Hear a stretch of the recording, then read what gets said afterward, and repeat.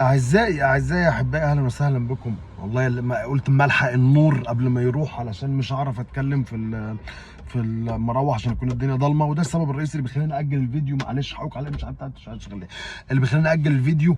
ان الماتش خلص بالليل وانا ما عرفتش اعمل فيديو بالليل، والنهارده طول النهار في الشغل كنت يعني كان عندي شغل كتير قوي، فكنت مفشوخ شويه. بلس ان انا مستني مروح عشان اعمل ابلود، ولا الداتا دي ببلاش غاليه، بدفع كتير قوي، فخلينا ايه مروح اعمل ابلود ان شاء الله. بس قلت اما الحق النور نتكلم الكلمتين عن الماتش، خصوصا ان انا مش فارق لي بقى ليه بقى، عشان انا خدت نوتس شبح انا وخدت نوتس، فعشان كده هنتكلم عن النوتس. امبارح كان ماتش الاهلي والمصري في افتتاح الدوري الممتاز للسنه دي ان شاء الله. الماتش اللي خلص 4-0، نتيجه كبيره بقى ده يعني هنتكلم فيه. بس بدايه زبد ايه الفالنه الجربانه دي، عشان بس الموضوع ما فيهوش علاقه بالاذواق. اللي شايف فالنه الاهلي حلوه حقك براحتك، انت حمار ما بتفهمش. تحط فوشيا على احمر على بتاع في النص، على ده انا امي لما كانت بترقع الهدوم زمان كانت بترقعها احلى من كده، اقسم بالله. فلانه معفنه عفانه، بلا دوري النيل بقى، بلا الكلام الفارغ ده، فلانه معفنه. بلس ايه كميه الاعلانات دي؟ احنا شحاتين للدرجه دي؟ ما يلا يا جدعان، فلانه الجديده فين؟ ايه القرف ده؟ ايه الاعلانات؟ وليبتون ده بابا بيقول لي ايه يا بابا ده الاهلي ده ولا ليبتون؟ والرقم كبير وفلانه واسعه وهنا حاجه وهنا حاجه وهنا شيل وهنا فيب وهنا اتصالات وهنا ولا في الدوري الموزمبيقي تقدر تلعب فلانه زي دي في كاس العالم ده؟ فدي اول حاجه. بس ايه الفلانه معفنه قوي مبدئيا يعني. الحاجه الثانيه يعني الجمهور يعني تسمع الجمهور، بغض النظر هم كانوا 500 واحد قاعدين في جنب كده، فتسمع الجمهور وهو عمال بيغني طول الوقت، اذا كان جمهور المصري ولا جمهور الاهلي. بس هو كان بيجيب جمهور الاهلي بس طبعا، عشان حاطين عندهم الميكروفونات عشان عارفين ان هم بيشتموا، عشان هم بيشتموا يوطوا. فتسمع الجمهور وهو عمال بيزعق بيشجع الفرقه، ولا تسمع المذيع ايا كان والله العظيم المذيعين على راسي وحياه ربنا، بس رغي كتير قوي يا جماعه. والله العظيم احنا جديد، احنا خلاص بقى الرغي بتاع عصام الشوالي لا لا لا لا لا لا ما بقاش ينفع خلاص. الناس زهقت. الناس بتقعد تسمع رغايين زيي طول الوقت على التيك توك وعلى الفيسبوك وعلى الانستجرام وعلى البتاع، اكيد مش ناقصين يسمعوا وجع قلبكم انتوا كمان. والله العظيم ثلاثه لو في مذيع انجليزي لا اجيبه، ده انا كنت بشغل اغاني واوطي اعمل ميوت. ايه رغي وام اللاعب ومراته وخطيبته وحماته وانتوا عارفين كان بياكل ايه وهو صغير. يا جدع بقى شاط ما شاطش خلاص. او كلمه كان بيقولها كتير قوي اهي والنبي، لا شوط ما يهمكش. انا بقول لكل لعيب بعد محمد عبد المنعم ما شاط كوره شوط ما يهمكش. انا بقول لكل لعيبه الدوري الممتاز شوط ما يهمكش. ايه القرف ده؟ ما تقول له روح اتعلم تشوط ازاي وبعد كده تعالى شوط ما يهمكش. ما انت بتتكلم محمد عبد المنعم شوط واحده تطلع عاليه، شوط الثانيه تطلع عاليه، شوط الثالثه تطلع عاليه واحنا نتمرض. يا عم مفيش حاجه اسمها شوط ما يهمكش يا كابتن مؤمن حسن على راسي والله، مش عارف التقريب من مؤمن حسن. مفيش حاجه اسمها شوط ما يهمكش، بس بقى روح اتعلم الشوط، روح اتعلم ازاي تشوط، روح اتعلم ازاي تقف للكوره. كل اللي شاطوا من بره المنطقه الشوط الاول بسم الله ما شاء الله، الاهلي شاط 8 كور ولا واحده فيهم بين 3 خشبات، وده كلام منطقي يعني طول الشوط الاول لحد الجون ما جه. الحاجه الثالثه، كان نفسي الماتش ما بين الجمهور بين نجم ست جمهور يعني، كان نفسي الماتش يكمل بهتافات عاديه، بلاش الهتافات السخيفه. الله يرحم اللي ماتوا، يا رب ما يعيدها وما يعيش حد في قهرة اللي احنا عشناها في 2011 لو انتوا فاكرين، او لو انتوا مش فاكرين في 2012 اسف، في 2 فبراير 2012. يا رب ما حد يعيش القهرة دي تاني، وانا ما اتمناش ان تحصل. ويا رب يجي علينا الوقت ان الجمهور يكون مالي الاستاد، علشان خلاص بقى يا جدعان، خلاص بقى كفايه الكلام ده والله العظيم. كبرنا احنا وفي ناس صغيرين طلعوا. طب انا بقول لكم المستقبل بلاش مفيش حد جدع ومفيش حد راجل، والكلام ده لا بيخليك جدع ولا بيخليك راجل ولا بيخليك اي حاجه خالص. ان تقعد تشتم او تلقح او لو انا كجمهور اهلي والناس جمهور المصري جمهور اي فرقه ثانيه اعتبرنا ان ده كلام في كلام اغاني في احتفالات فرق، تمام، ما اخدهاش على صدري. خدتها على صدري يبقى بلاش اقولها وبلاش انت تقول وخلينا ساكتين. لحد الدقيقه 35 الحاجات دي انا كاتبها في الشوط الاول، لحد الدقيقه كنت بقول على كده والله، بقول امام حلو، امام كان باين بادئ انه حلو بغض النظر لسه ما تاقلمش بشكل الكفايه، بس كده كان الاهلي عنده مشكله بشكل عام هنتكلم فيها بعدين بعد ما نخلص الكلام ده. ان امام شكله حلو، الواد محمود حماده الكلام ده لحد نص الشوط الاول، الواد محمود حماده لو عنده نص جرأه امام كان بقى جامد قوي حياه ربنا. لعيب تقليدي جدا، نفسي يبقى عنده جرأه شويه، روح بالكوره اعمل ثرو باس اتحرك اكتر. انما انت بتاخد الكوره يعني محمود حماده انا متخيل بيعمل ميس باس مثلا، وده اللي بيخلي فيتوريا يلعبه، بيعمل ميس باس صفر.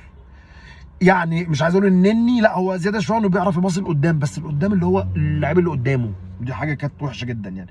بيرستاو مش لاقي رقم 10 ودي حاجه تخوف، عشان رقم 10 في الاهلي زحليقه ب 60 في 70، وانتوا عارفين روحوا اتفرجوا على حلقات الناس اللي بيتكلموا رقم 10 في الاهلي حاجه مأساويه يعني، بس ربنا يسترها عليه ويعدي من رقم 10 ده على خير.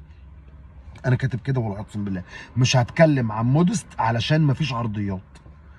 مش منطقي طبعا، بما لا يدع مجالا للشك، اذا كان مشكك بقى ولا كان متابع ولا كان موافق ولا كان عايز ولا كان مش عايز. ما ينفعش نحكم على الراجل ده بعد اول 3 4 5 ماتشات او اكتر، اقسم بالله اول 4 5 ماتشات او اكتر. انتم متخيلين مثلا رضا سليم كان حرك وحلو كده ليه؟ عشان خاطر هو صغير بس، مش هو صغير بس، لا لا، عشان كان بيلعب في الجيش الملكي، كان بيلعب في المغرب وفي الدوري الدرجه الثانيه وملاعب معفنه وجمهور جربان وطريقه لعب شبهنا.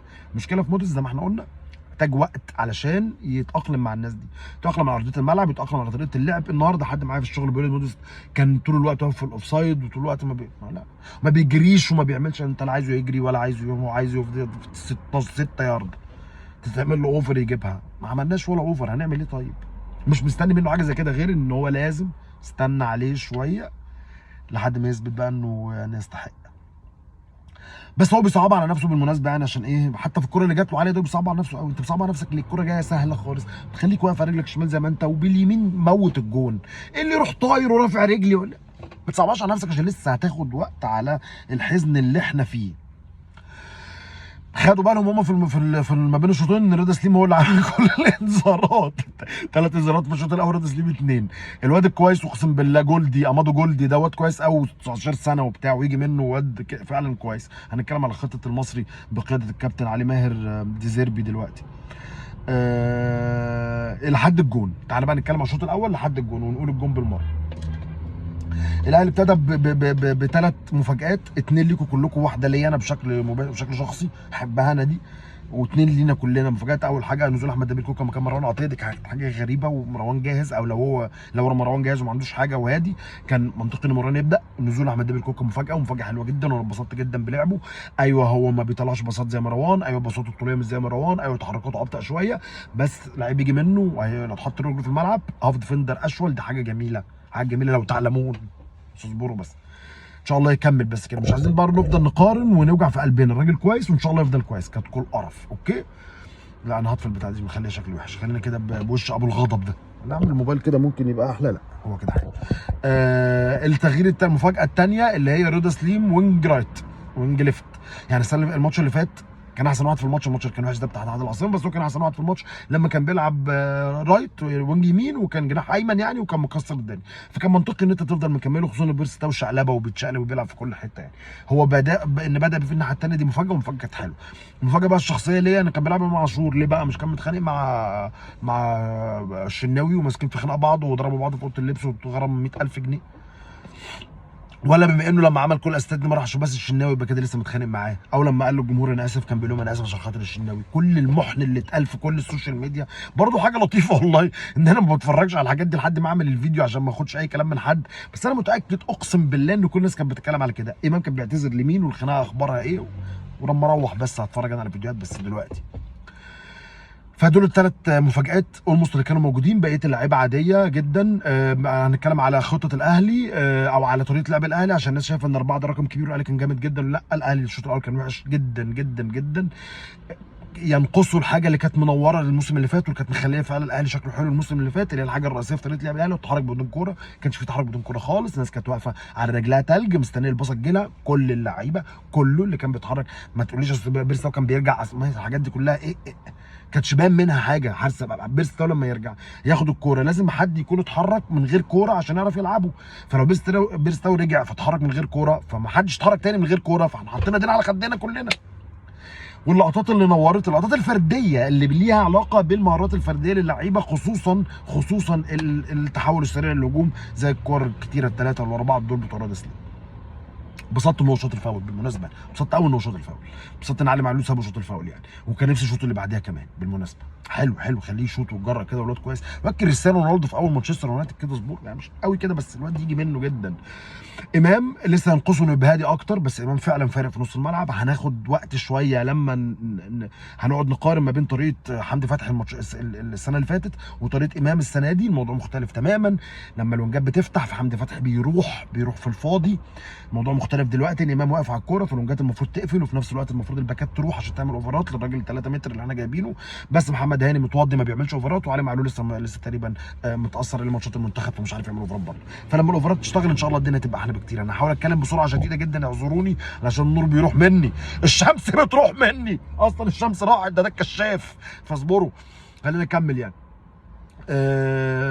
فلحد الطرد ما كنت عايز اتكلم على باهر المحمدي. انا اتكلم على الجون الاول، الجون الاوفر، وبعد كده الغلطه الغريبه من محمود جد، دي اول حاجه غريبه حصلت. الاوفر بتاع كوكا جميل يعني، كون ان الكره ترتد من الكورنر لمحمود جد يطلعها تروح لكوكا، قرر يعمل اوفر من الناحيه دي، من زنقه جدا لراس المنطقه والدنيا زحمه وبتاع، فتروح حلوه فتجبر الجون انه يطلعها غلط، فتروح على رضا سليم فيستلم فيحط واحده وحشه قوي، بس يقرر يتحرك تاني بعد ما حط واحده وحشه قوي، فامام يديها له واحده كده ملهاش لازمه، اللي هي يلا خد يلا، حلوه عجبتني جدا وجميله. فجي منها الجون الاول. وبعدين الشوط الثاني برده الاهلي ابتدى لسه بيتنفس ولسه بيحاول يفك علي ماهر شويه لحد الطرد. كابتن باهر المحمدي هو النسخه الاسوأ من رامي ربيعه، اقسم بالله العظيم. كابتن باهر المحمدي هو النسخه الاسوأ من رامي ربيعه. وانا كانوا بيقولوا الاهلي في وقت من الاوقات لما كان راح يجيب محمود متولي وانه كان يجيب باهر المحمدي، يا ريته الحمد لله انا ما جابوش. باهر المحمدي لعيب على قده قوي واجريسيف جدا، ولو بيقطع كره عاديه بيحسس نفسه ان هو بقى ميتاب باتشان، بيفضل يتشقلج ويعمل كده، وهي كره يا عم انت قطعتها طالت اصلا من المهاجم وراح خبطت فيك وطلع الكورنر وحاجه جربانه اي مدافع سكه يعملها، ما تعملش فيلم يعني. ماشي يا كابتن باهر. النور الشمس بتروح مني خالص بقى، فننور لكم النور شويه. لا ده وحش قوي، ده الشمس فعلا عشان ما تروحش مني. بس النور ده كمان. بس ايه ده شويه يا كابتن باهر. الاهلي لا لسه محتاج يتحرك من كوره، لسه محتاج اللعيبه تاخد على طريقه لعب بعض، ما يبقاش الاداء فردي بس. مبسوط انبساط غير طبيعي بعوده كريم فؤاد. هنتكلم انا شوف انا كتبت ايه لحد الشوط الثاني. بغض النظر انا كان نفسي كريم فؤاد ينزل يلعب باك، بس بما انه عايزه يكمل وينج انا موافق، مبسوط بيه جدا. حتى ربنا سهل له ان الجون يغلط الغلطه العجيبه دي فالكره اللي بالخارجي دي تدخل. اسماعيل كان بيقول لي بعد الجون الثاني، بيقول لي بابا الجون الثاني اسيست مين؟ هو بيسال على مين اللي جاب الجون ومين الاسيست في نفس الوقت يعني، فبيقول لي اسيست مين؟ فبصيت له ربنا ما اسيست حد يعني. انا اسف يعني الباصه بتاعت ديانج دي ولا بتاعت مين اللي كان عمل له الباصه؟ ديانج تقريبا. هي ما فيهاش حلاوه خالص يعني. الراجل بس العامله اللي عملها كده، ما ودى مروان عطيه ما رجعوش، مروان حمدي وده ما رجعوش، وبعدين الحطه. انما هو مين اللي عمل له اسيست؟ لا ما حدش. هي باصت هو راح عمل اسيست لنفسه وجابها، ودي حاجه عظيمه جدا. الجون الثاني الجون الثالث الثرو بتاع امام تحفه، جميل. ودي حاجه تشوف حتى حركه مددان ايد بيرستاو قبل ما يلعب له الكوره، بيقول له انا هروح هنا عشان ما اروحش في الاوفسايد. الحاجات دي حلوه يا جدعان، والله بحبها انا دي، اللي هو انا هعمل كده فايه تروح لعب لي بسرعه عشان عمرك ما تعرف تلعبها مظبوطه لهذه الدرجه لو انا ما جريتش بدري فعشان الحقها. حلو عاديه يعني بالنسبه للناس اللي بيشجعوا الدوريات الاخرى، بس هي حلوه عندنا ان عندنا حد بيعرف يعمل كده. الكعب بتاع عبد القادر، ارجع يا عبد القادر، ارجع ازرع شعر بقى واحلق خالص يعني، اعمل اي حاجه وارجع، انا عايزك ترجع اقسم بالله. انتوا طبعا متخيلين ان عبد القادر عامل الكوره بكعبه عشان الاهلي كسبان 3 ولما مصر مطلوب منه 1، نو واي. عبد القادر لو الاهلي بيلعب بايرن ميونخ و3-0 و0-0 يعملها بكعبه برده بنفس الطريقه، على امل ان هي تعدي وحد يعملها بوش رجله الخارجي فتروح تجيب جول. ده عبد القادر، خلينا متفقين على كده، شئنا ما باينه يعني. ده حركات هيفضل يعملها عبد القادر لحد ما يموت. بس ارجع يا عبد القادر، ارجع، انا عايزك ترجع والله. حلاوه كولر، نرجع بقى ايه للماتش تاني. حلاوه كولر الاول انه بيلعب علي ماهر. فرقه المصري فرقه حلوه بالمناسبه وهتعمل حاجات حلوه قوي، كل اللي في الملعب لعيبه كبيره يعني. المدافعين كويسين قوي، الباكات ونص الملعب بتاعهم هايل. الواد الجديد ده ولا عمرو موسى لما ينزل. الثالث مش فاكر اسمه ايه، محمود حماده.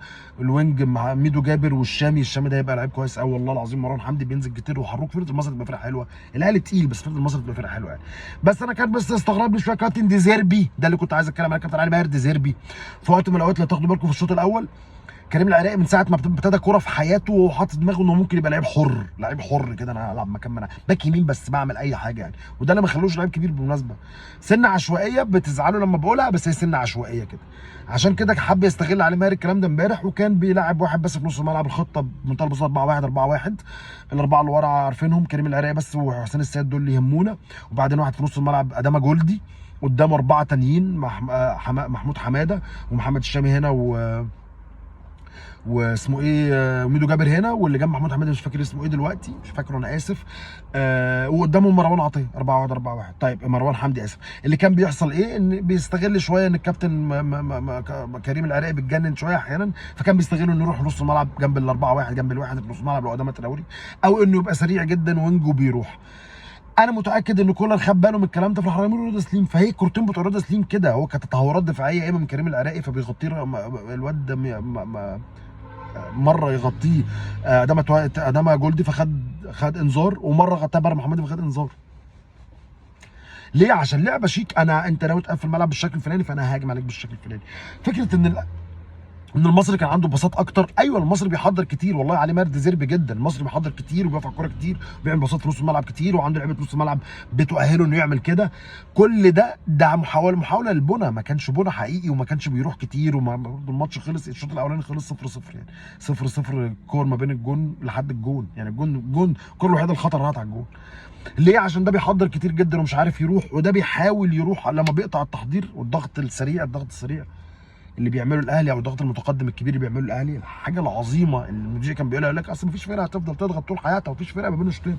الراجل مفيش هتكمل الشوطين يعني ضغط عالي جدا. الراجل كولر بيعمل حاجه عظيمه جدا. انا هضغط اول ربع ساعه عالي، انت عارف ان انا هضغط عالي فانت هتقفل كويس فمش هتحصل حاجه. ربع ساعه التانيين خد الكره العب بيها، خدت الكره تلعب بيها ومليت نص الملعب وعملت 300 باص منهم 280 صح والحاجات اللطيفه دي. اخر 10 دقائق انا هضغط تاني فهجيب جول. بدايه من بعد ماتش سان داونز بالظبط بتاع 5، وكولر بيعمل كده مع كل الفرق الكبيره. انا هضغط عالي وانت عارف ان انا هضغط عالي، بس انا نازل بصحتي وانت نازل بصحتك، فانا مش هعرف اعمل حاجه اول ربع ساعه. وخدوا بالكم ماتشات الاهلي عاده ما بيجيش فيها جون في اول ربع ساعه. وبعدين هديك الكوره الربع ساعه الثانيه اتشقلب يا معلم انت بالكوره، بغض النظر ربع ساعه ولا 10 دقايق ولا تلت ولا بيقسم 4، بس تقسيمه حاجه شبه كده يعني. خد العب بالكوره. تلاقي الفرقه اللي ضد الاهلي عاده ما بتاخد الكوره بربع ساعه، بعد ربع ساعه وثلث ساعه من الشوط الاول تفضل تشقلب كده في نص الملعب وتعمل باصات كتير وبتاع. يجي هوبا يا اما اسمه ايه محمد عبد المنعم يروح يلعب فيرود في ماتش الرجاء فيجيب جون، يا اما الضغط يزيد جدا بعد ما اللعيبه الكوره سام هاو ريحت، بس بتاخد الكوره بتلعب عكسات شوط كده. في نص الشوط الاول يقول لك الاهلي بيلعب على المرتده، الاهلي مدي الكوره للفرقه الثانيه تروح عليه شويه، يكون هو هدي وخد نفسه وبعدين يروح يعمل مرتده. مع المرتدات ما جاتش في اخر 10 دقائق من الشوط او اخر 8 دقائق من الشوط، اخر 5 دقائق من الشوط انا هصفحك ضغط هخليك ما تعرفش تعمل حاجه. حتى الكوره ضربه الكورنر اللي جه منها الجون كان مغطي على كل الناس دي، محمد هاني في اليمين وكوكا في الشمال بس، واحد في القلب هفتكر لكم مين، ديانج مش فاكر والله، بس واحد في القلب بس، ورضا سليم تقريبا اللي كان في القلب بس. فليه؟ عشان انا ال5 دقايق دول انا هضغطك فيهم لحد ما اجيب. الشمس بقت تروح مني اكتر من كده فانا هضطر اقفل. بس في اخ عزيز صديق عزيز على تيك توك كان بعت لي فين الموبايل التاني اهو، كان بعت لي حاجه انا عايز ارد عليه عشان هي عجبتني جدا وكومنت وانا قلت هرد عليه في الفيديو. اعذرني ان الشمس وحشه شويه يا صديقي بس معلش انا كنت خدت سكرين شوت. بص بيقول لي ايه بقى، هو كده الاهلي حلو ولا محتاجين دعم في يناير؟ وهل امكانياتك دي امكانيات الاهلي يعني تخليك تكسب السيتي مش تعمل قدامها ماتش حلو؟ طيب انا قلت هو الاهلي كسبان 4، الاهلي ما كانش في احسن حالاته، كان الشوط الاول وحش جدا وما فاقش غير بعد الجون وفاق اكتر بعد الطرد، انا قلت كده. فلا الاهلي مش حلو، لا الاسامي حلوه بس لسه اللعيبه ما تجانستش، لسه ما بقاش عندي بودلة تقال. انا نزلت 5 مره واحده، كريم فؤاد راجع مش صليبي بقاله سنه ما بيلعبش، ما اقدرش اقول على بديل تقيل يعمل لي حاجه قدام بايرن قدام السيتي شئنا ما باينه يعني. لسه لما ياخد طاهر بلعير رقنا وهو نازل، مروان كده اللي كان واقف على رجله فيهم او اللي هو كده اللاعب الاساسي اللي فيهم، وعبد القادر نازل شلوحه نازل يعني يتشقلب شويه، وما عندناش مهاجم بعد كل ده. لسه صلاح محسن وكهربا قعدت تقول لي اللعيبه الناقصه انت عارف يعني اذا كان صلاح محسن او كهربا تعتمد فيهم ولا في مهاجم قدام السيتي موضوع كبير. فايوه احنا محتاجين دعم سيكا، ايوه محتاجين مدافع تقيل لازم، محتاجين نطور شويه الباك اليمين بتاعنا، محتاجين مدافع واحد بديل لمعلول. ده كل انت متخيل في اول ماتش مثلا ولا قدر الله معلول حصل له حاجه تلعب بالدبيس او بخالد عبد الفتاح؟ الحاجات دي تبقى تعملها يبقى عندك لعيبه تعمل كده لما الماتش يتأزم عليك في وسط الماتش، لما تكون بتلعب ماتش تقيل والماتش اتأزم، انما تعملها وانت قبل ما تطلع قايمه تبقى حاطط في دماغك ان انا لو علي معلول وقع انا لاعب رضا. انا اسف ان النور وحش. دي الحاجه اللي تخص امكانياتنا ومش عارف ايه. لما نكسب السيتي، لا احنا مش هنكسب السيتي خالص. السيتي بمجهود عادي ممكن تكسبنا، هنعمل ماتش حلو قدام السيتي، هيبقى عندنا امل المكسب. انما الكونكلوجن الكوره ملهاش كبير وممكن تكسب السيتي عادي، بس ما ينفعش تتوقع ان انت تكسب السيتي عشان انت لعبت ماتش حلو ضد المصري، او علشان انت خدت السوبر افريقي من الاتحاد الجزائري المنستيرلي، او علشان انت مش ممكن تتوقع ان دي حاجه كده تخليك ان انت كده تكسب السيتي. يعني بأداء السيتي العادي احنا طايرين من الفرحه، فرحه مش سيعانه يا اخي على فيكتور مودست اللي هو جاي من بروسيا دورتموند. بارسلونه ما بيلعبش، قبلها كان في كولن، قبلها مش عارف كان في ايه، وعامل لك كابتن محمد المحمودي، واقول لك قد ايه مودست ده كان جامد جدا. طاير بالسما وبتقول ان دي بينيفيتس انت خدتها من لعيب زي ده، دي يعني دي مواصفات عظيمه من لعيب زي ده. هتروح تلعب هالاند ودي بروين، تروح تلعب ناس اصلا بتطير. رودري ده بيطير، احنا فرحانين بارون عطيه طايرين بالسما، رودري بيطير في السما، ممكن يطير في نص الماتش. يعني من دلوقتي لحد ماتش السيتي ربنا يسهل. بس تاني الكوره ملهاش كبير، بس ما ينفعش تتوقع، صعبه شويه تتوقع دي. انا بعتذر لكم جدا عن النور الوحش، وبحبكم جدا واتمنى اشوفكم تاني ان شاء الله دايما. شكرا جزيلا، سلام عليكم.